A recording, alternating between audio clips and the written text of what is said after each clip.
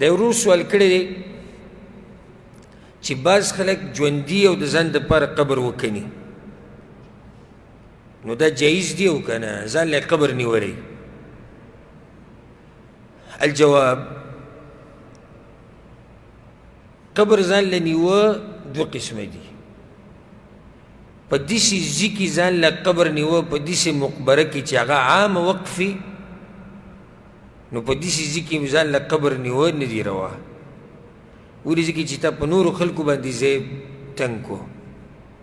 او ته به یا مړ کېږي دې ورځو کې یا نه مړ کېږي او نور مسلمانان ته به ضرورت وي نو عامه مقبره ده لکه اوس یو کلي کې عامه ځمکه ده وقف تر ټولو مسلمانانو دپاره چې دلته به قبرونه او یو ځوان پکې راولګېد وایي دا قبر به چی دا به زما نه موږ ورته دلته نشي نیوی دېس کې به ځان له قبرونه نه نیسي ها خپله ځمکه ده وایي دا زما ځمکه زه پکې ځان له قبر نیسم بیا صحیح هېڅ خبره نه دلیل به څه دی لکه عایشه رضی الله عنها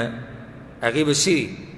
وی په کوټه کې دننه پیغمبر صلی الله علیه وسلم ښخ کړی شوی و ورسره خوا کې څوک و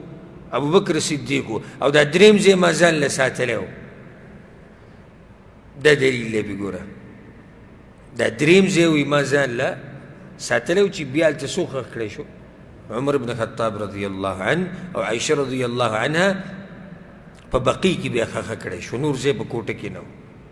نو هغې وي یو مې خاوند دی بل مې پلاره دی زه به ورسره په خوا کې دلته ښخه کړی شي خو بیا هلته نصیب نه و عمر بن خطاب یې مخکې کوي دا ډېر حقدار دی نو حاصل دا شو که عامه مقبرې نو بیا پکې ځای نیوه نه دي جایز خپله ځمکه یې ده خپل جایداد یې دی بیا پکې قبر له ځای نیوی شي والله اعلم